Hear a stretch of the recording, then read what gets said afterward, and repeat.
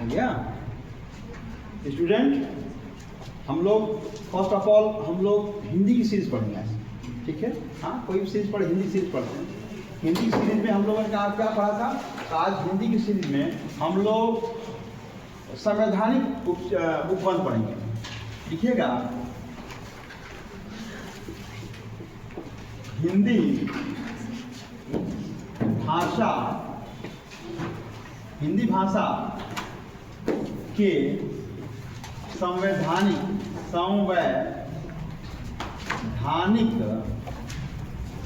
उपबंध। क्या पढ़ेंगे? उपबंध।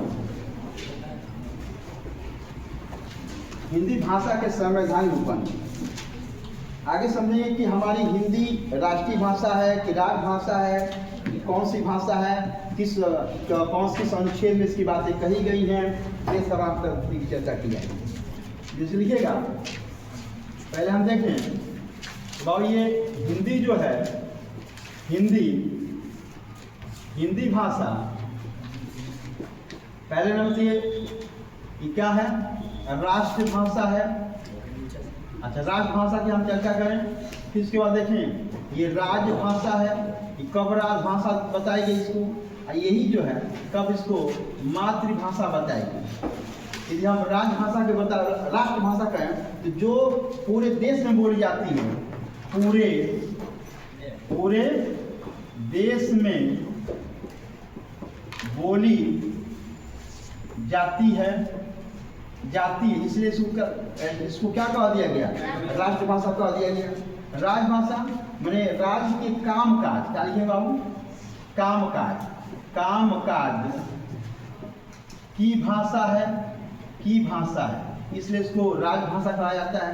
और क्षेत्रीय भाषा क्षेत्र में बोली जाती है, क्षेत्रीय भाषा को क्या कहते हैं बाबू?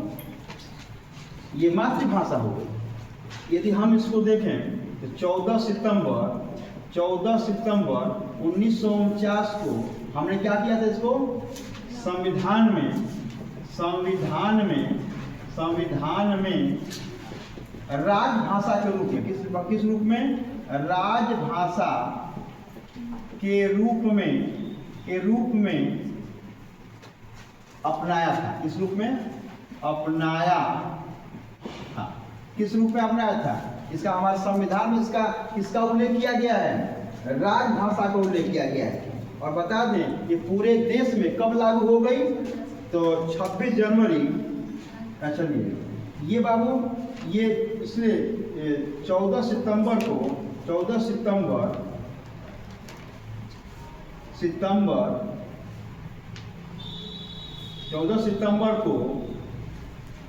प्रतिवर्ष हम लोग क्या मनाते हैं? प्रतिवर्ष हिंदी दिवस के रूप में, राष्ट्रीय हिंदी दिवस के रूप में मनाया जाता है। राष्ट्रीय हिंदी दिवस के रूप में मनाते हैं 14 सितंबर प्रतिवर्ष हिंदी दिवस के रूप में, ठीक है।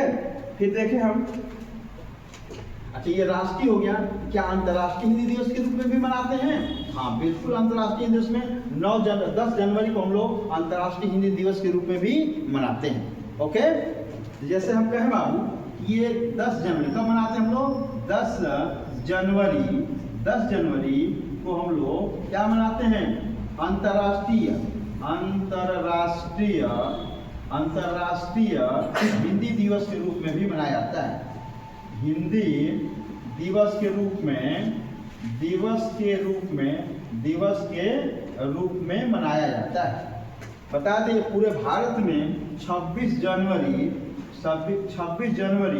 1950 को ये क्या हो गई? लागू हो गई। को पूरे भारत में या पूरे भारत में राजभाषा के रूप, किस रूप में? राजभाषा के रूप में लागू हो गई, ठीक है। अब हम लोग पढ़ेंगे कि किस हमारे संविधान के किस भाग में है, किस अनुच्छेद में इसका वर्णन किया गया है। तो बाबू यहाँ लिख सकते हैं हम लोग, लिखेंगे यहाँ पे कि संविधान में भाग 17 तथा आर्टिकल या अनुच्छेद 343 से लेकर 351 तक इसका उल्लेख किया गया है। 351 तक इसका उल्लेख किया गया है। समझेंगे एक एक चीज इसमें। हम देखें अनुच्छेद, पहला अनुच्छेद 343 है बाबू, इसमें किसका उल्लेख किया गया है? इसमें जो है आपका संघ की, क्या कहा गया? संघ की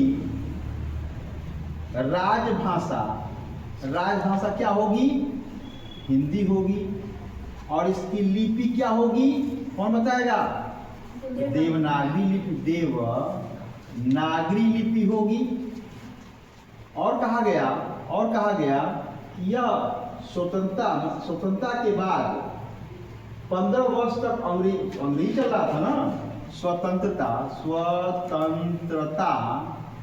के बाद 15 वर्षों तक, क्या 15 वर्षों तक अंग्रेजी बोली जाएगी। ये बात है। हम अंग्रेजी बोलते हैं लोग, लेकिन हमारे संविधान में मैंने अभी उसके पहले तो अंग्रेजी ही था, लेकिन अब जो राजभाषा हमारी मान्यता प्राप्त होगी। आगे लिखिएगा, आगे देखें अनुच्छेद बाबू, ये है 344। अब इसमें क्या कहा गया है? इसमें राजभाषा आयोग का गठन के बारे में कहा गया। राजभाषा आयोग का गठन, प्रथम राजभाषा आयोग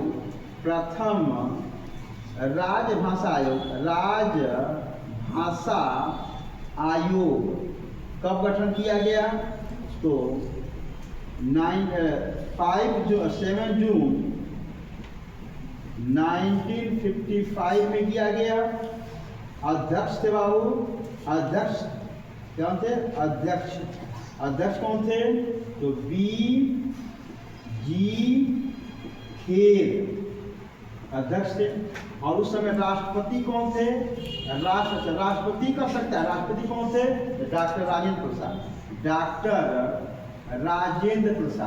डॉक्टर राजेंद्र प्रसाद जो है क्या थे? राष्ट्रपति थे। मतलब इन्होंने हिंदी राष्ट्रभाषा बनाई। हाँ, उन्हीं की अनुमति से होगा। राष्ट्रभाषा का जो उल्लेख है उन्होंने उनकी अध्यक्षता उन्हीं के ही यही करा सकते हैं।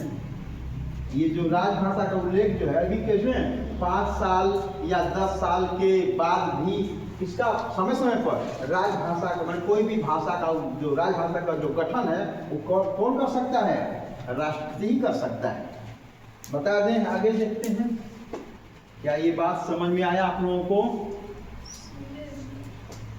ओके।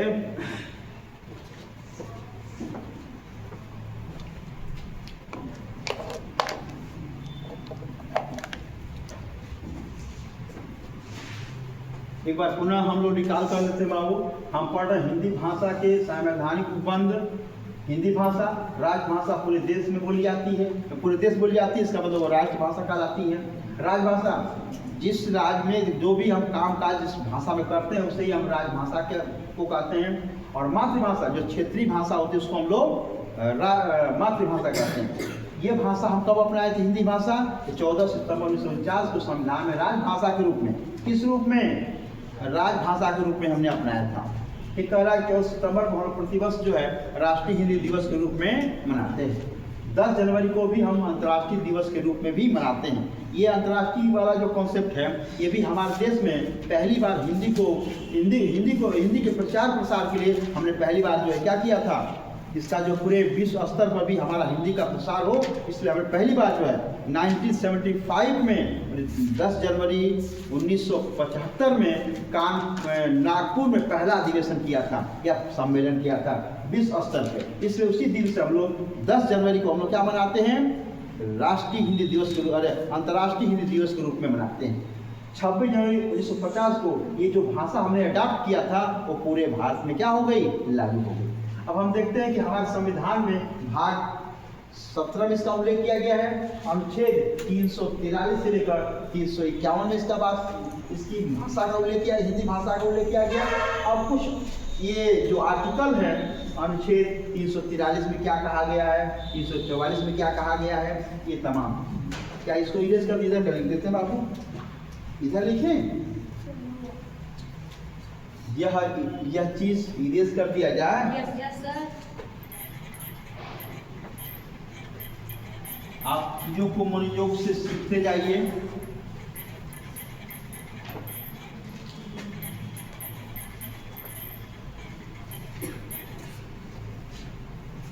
अब आता है अनुच्छेद 345। ये क्या कहता है बाबू, इसके अंतर्गत जो है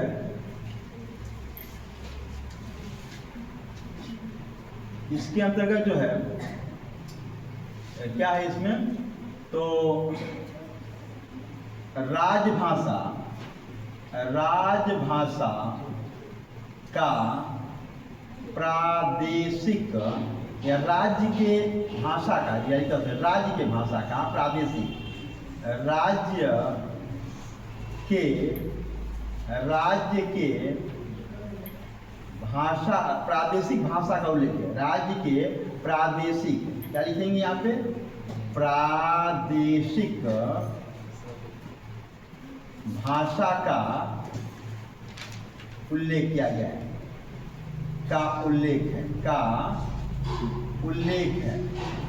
उल्लेख किया गया है। फिर देखिए अनुच्छेद जो है 346 क्या कहता है, इसमें जो है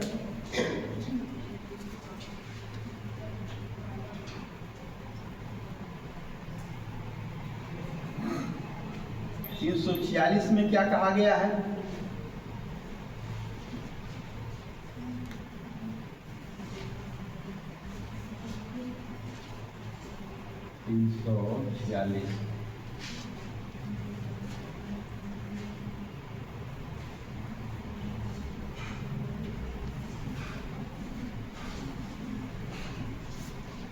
एक राज्य के दूसरे राज्य के पत्राचार का उल्लेख है। एक राज्य का या से दूसरे राज्य के मध्य पत्राचार, क्या है बाबू, पत्राचार के व्यवहार का उल्लेख किया गया है। एक राज्य दूसरे राज्य से पत्राचार कर सकता है, किस भाषा में कर सकता है। अब आता है अनुच्छेद की बात करें तो 347 क्या कहता है कि जनसंख्या के आधार पर, क्या, जनसंख्या के आधार पर उस राज्य में एक से अधिक भाषा की मान्यता, जैसे हमारी यूपी की बात करें तो यूपी में कितनी भाषाएं की मान्यता है, 2 भाषा है। पहली भाषा हमारी कौन सी है, तो हिंदी है, अर्थात एक हिंदी बोली है, और एक हमारी कौन हो गई, उर्दू हो। उसी तरह जनसंख्या के आधार पर उस राज्य में एक या एक से अधिक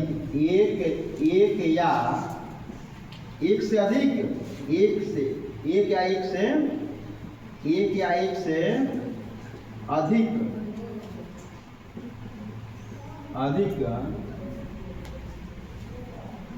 भाषा का प्रयोग किया जा सकता है। फिर अनुच्छेद को आ रहा बाबू, अनुच्छेद 348 क्या कह रहा है, हाई कोर्ट या सुप्रीम कोर्ट, हाई कोर्ट या सुप्रीम कोर्ट में, न्यायालय में, उच्चतम न्यायालय चाहे उच्च न्यायालय चाहे उच्चतम न्यायालय में जो डिबेट करेंगे, वाद विवाद करेंगे, किस भाषा में होना चाहिए? अंग्रेजी भाषा में। वाद विवाद, वाद व विवाद, विवाद विवाद किस भाषा में? अंग्रेजी भाषा में। देखो अंग्रेजी भाषा में। और कह रहा अनुच्छेद की बात करें, 349 की बात करें, ये है राजभाषा के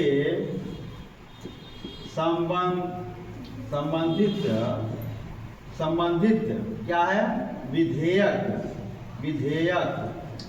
का उल्लेख किया गया है। और अनुच्छेद 350 कहता है कि भाषा की शिकायत की भाषा कह सकते हैं। इसमें ये भी एसी के अंदर होता है। फिर कह रहा है कि जो प्राथमिक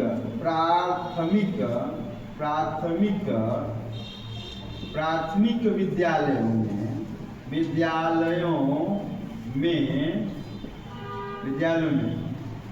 में जो शिक्षा देनी चाहिए उसकी मातृ भाषा में देनी चाहिए, ये उल्लेख किया गया है।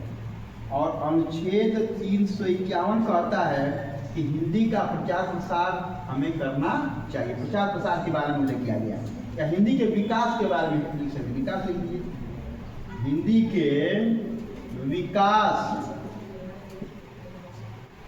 का उल्लेख किया गया है। क्या उल्लेख किया गया है? ये पूरा आपका जो हमारा जो हिंदी हम जो पढ़ते हैं, हिंदी भाषा का जो भी किस हमारे संविधान में उसका क्या क्या संवैधानिक विकास पड़ा है, हमारे संविधान में उसकी मान्यता दी गई है, किस किस अनुच्छेद में क्या कहा गया है, ये सारा हमने आपको उल्लेख कराया। ओके, ठीक है।